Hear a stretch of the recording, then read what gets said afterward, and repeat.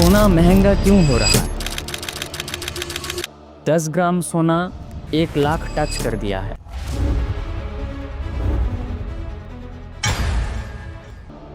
क्या सोना 50,000 तक वापस आ सकता है?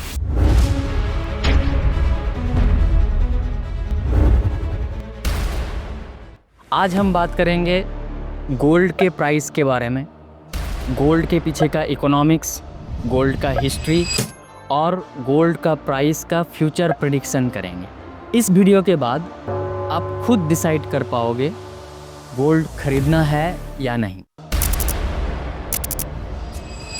हाय, मैं हूँ Riyaz. Welcome to Rizness. Importance of gold in global economics. Gold सिर्फ गहना या शादियों का पार्ट नहीं है, ये एक इंटरनेशनल करेंसी है। जब किसी देश का करेंसी गिरता है तो गोल्ड उस देश की इकोनॉमी का बैकअप प्लान होता है। इसीलिए हर सेंट्रल बैंक, चाहे वो इंडिया हो, चाइना हो या अमेरिका, अपने रिजर्व में गोल्ड ज़रूर रखता है। किसी भी इकोनॉमिक क्राइसिस में जब लोगों का भरोसा स्टॉक मार्केट से टूट जाता है, वो गोल्ड में भागते हैं। गोल्ड का इम्पोर्टेंस, महंगाई बढ़ती है तो गोल्ड की प्राइस भी बढ़ती है। दुनिया में टेंशन तो सोना सेफ हेवन है। हर कोई जब भी दुनिया में अफरा तफरी मचता है, सोना में इन्वेस्ट करके रख देते हैं। बैंक में इंटरेस्ट कम दे रहा है तो लोग गोल्ड में पैसा लगाते हैं।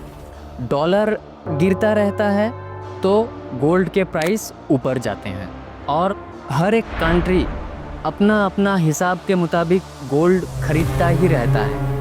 गोल्ड मिलता कम है, गोल्ड ज़मीन के अंदर छुपा हुआ है, निकालना मुश्किल और महंगा होता है। जब लोग ज़्यादा खरीदना चाहते हैं पर सप्लाई उतनी नहीं होती है तो प्राइस ऑटोमेटिकली ऊपर चला जाता है। ट्रेडर्स भी गोल्ड का हाइप बनाते हैं ETFs के ज़रिए। एक्सचेंज ट्रेडेड फंड्स जो होते हैं उनमें पैसा इन्वेस्ट करने के लिए ट्रेडर्स भी इन्फ्लुएंस करते हैं लोगों को, तो एक हाइप बन जाता है और गोल्ड का प्राइस शूट अप करता है। इसलिए कहते हैं gold is God in financial crisis. History of gold prices. एक टाइम था जब गोल्ड 1,000 रुपये पर 10 ग्राम बिकता था। सन 2000 के आसपास 4400 था गोल्ड का प्राइस। लेकिन 2008 के फाइनेंशियल क्राइसिस के बाद गोल्ड ने तो मान लो पूरा रॉकेट पकड़ लिया। 2011 में 28,000 तक चला गया 10 ग्राम गोल्ड, फिर थोड़ा ठहरा। लेकिन 2020 में पैंडेमिक के दौरान फिर से गोल्ड 50,000 क्रॉस कर गया। 2024 में तो गोल्ड इंडिया में कहीं कहीं 72,000 भी देखने को मिला।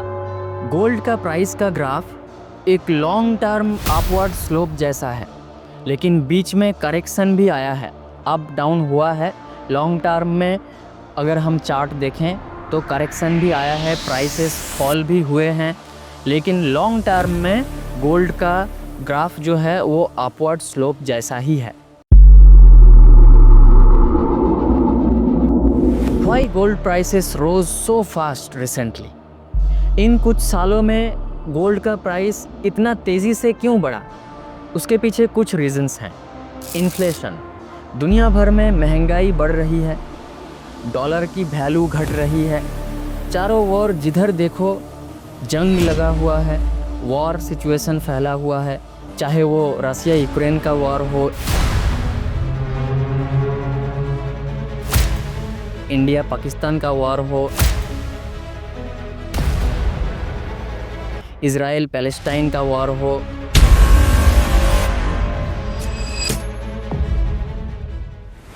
चारों ओर वार वाला सिचुएशन फैला हुआ है। रिसेशन का फियर, लोग सेफ एसेट ढूंढ रहे हैं। सेंट्रल बैंक्स, इंडिया और चाइना के सेंट्रल बैंक्स टन्स में गोल्ड खरीद रहे हैं, तो डिमांड ज़्यादा हो रहा है और गोल्ड तो दुनिया भर में लिमिटेड ही है, तो सप्लाई लिमिटेड है, तो इसीलिए प्राइस स्काई रॉकेट हो रहा है।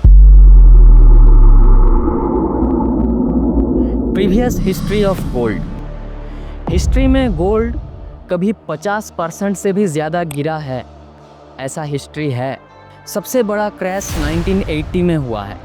सन 1980 में गोल्ड $850 पर आउंस तक गया, लेकिन उसके बाद अगला 20 साल तक गिरता ही रहा।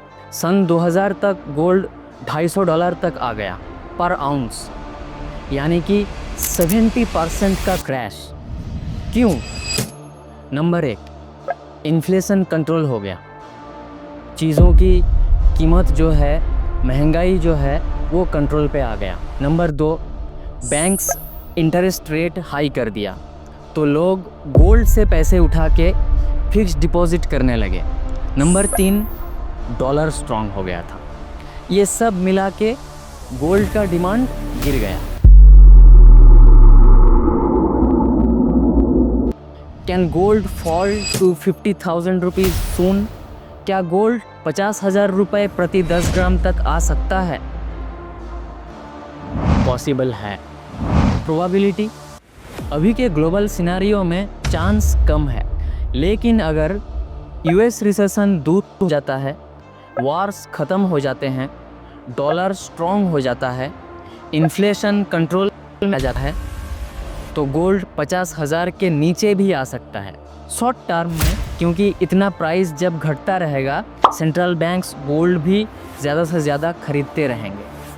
इसीलिए हमेशा याद रखना, गोल्ड लॉन्ग टर्म में हमेशा ऊपर ही गया है। सो